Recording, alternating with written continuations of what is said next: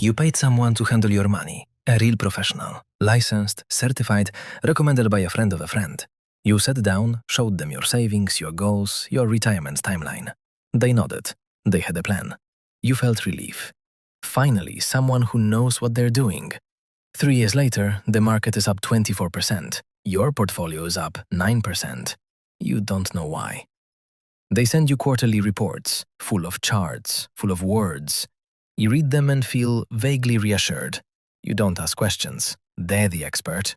That's exactly the problem. Now, before you close this video, I know what you're thinking. You're thinking, my advisor is different. I've known him for years. He's not some commission-hungry shark. He actually cares. Maybe. Probably. But caring and being structurally incentivized to serve you are two completely different things. And the system your advisor operates in was not built for you, it was built around you. There's a difference. And that difference costs real money. I'm not here to make you angry at your advisor. I'm here to show you how the math actually works. Here's what we're covering. First, the hidden price tag. What financial advice actually costs, in numbers most people never calculate. Second, the best argument in favor of advisors and why it still falls apart. Third, when advisors genuinely make sense and when they don't. And at the end, I'll give you 3 questions you can use to audit any advisor in under 10 minutes. Questions they will not enjoy. Let's start with the price tag.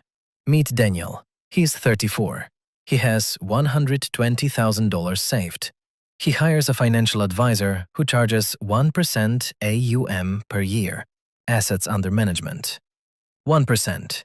Sounds like nothing. Daniel thinks it's nothing.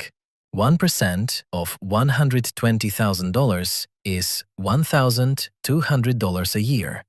Fine, coffee money, right? But Daniel isn't keeping $120,000 forever. He's growing it. And that 1% isn't charged on his starting balance. It's charged every year on the growing balance.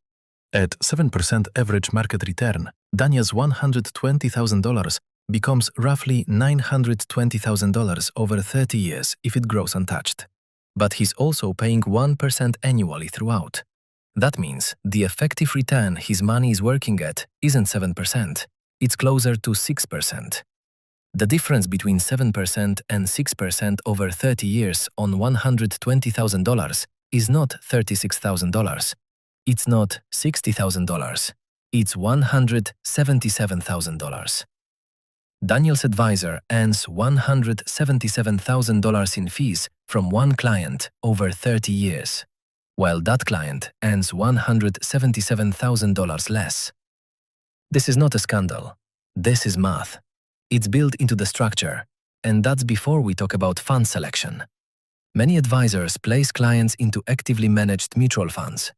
Those funds charge their own fees, expense ratios, often 0.5% to 1.2% annually, on top of the advisor fee.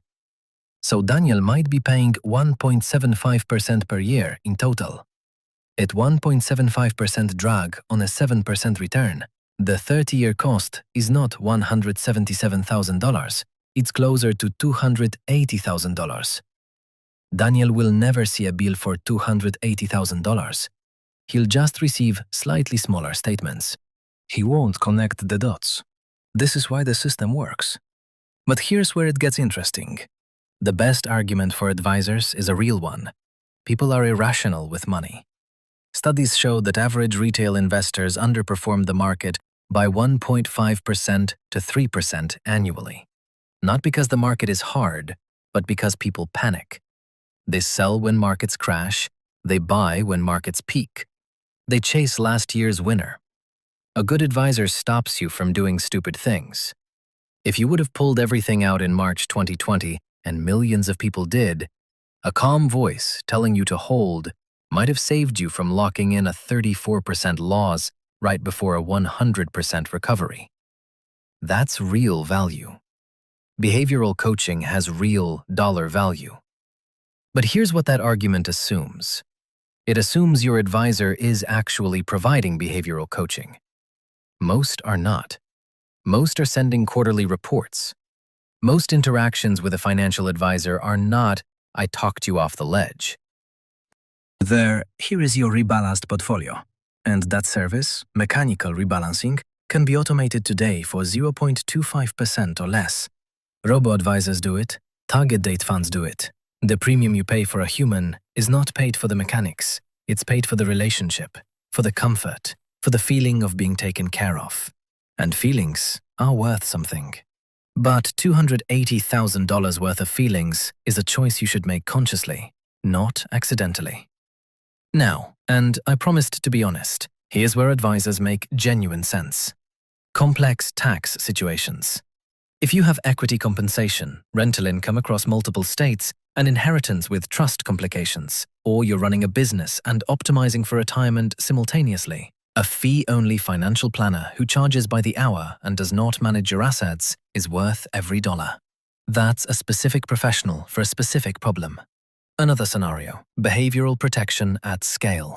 If you know with certainty that you will panic sell during a crash and you have $800,000 on the line, paying someone to hold the line could be rational. But you need to know yourself accurately. Most people overestimate their discipline in the abstract. And one final scenario, estate planning in later life. Multi-generational wealth transfer, charitable structures, Roth conversion strategies. This is genuinely complex. A fiduciary advisor with a flat fee structure is appropriate here. The pattern is clear. Advisors add value in complexity. They extract value in simplicity. Most people have simple financial situations wearing the costume of complexity. The costume was often put on by the advisor. Now let me show you how this plays out in real life. Daniel is 29. He gets his first real job, starts making $72,000 a year. His HR department mentions a 401k with a company match. He contributes enough to get the match. Good start. At 31, he gets a raise. A friend mentions he should do something with his money. He doesn't know what. He Googles, gets overwhelmed, and decides to talk to a professional. His bank has a financial planning department. He schedules a meeting. The advisor is warm, competent sounding. She puts him into a managed portfolio with an all-in cost of 1.6% per year. Daniel feels better. This is reasonable. At 35, Daniel moves to a new job. He rolls over his old 401k. The advisor helps. It goes into the same managed fund structure. Still 1.6%. He doesn't question it. At 40, Daniel has $210,000 in his portfolio. He doesn't know that a simple 3-fund index approach, total market, international, bonds, with an expense ratio of 0.07% would have given him $241,000 instead. That $31,000 gap doesn't feel dramatic in the moment, but it's accelerating.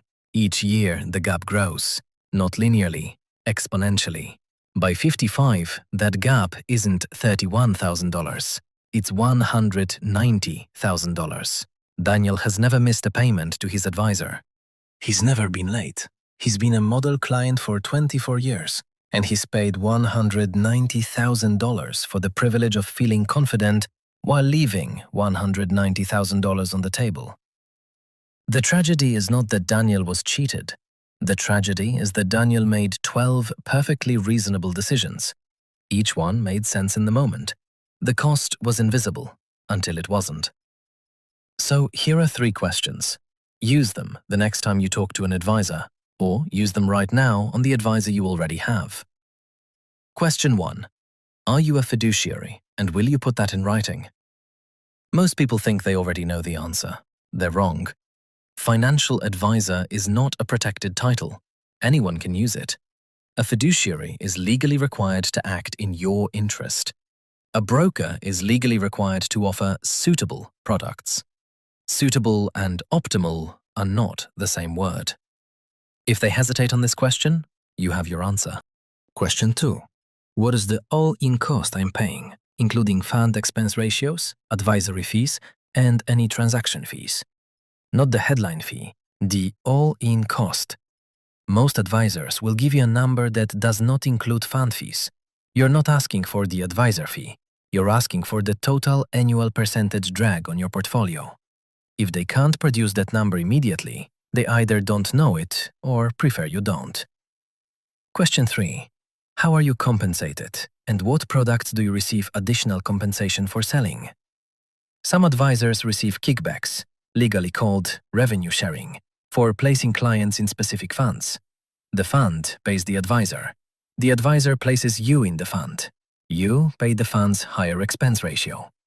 This is legal, it is common, and it creates a conflict of interest that is never mentioned unprompted. Here's what this all comes down to. Financial advisors sell confidence. That product has real value. But the price is not always stated clearly, and the contract is rarely read. The 1% fee is not the cost. The compound effect of the 1% fee is the cost. And if your situation is straightforward, which it probably is, you are overpaying for a service that a low-cost index fund and the one-time consultation could replicate.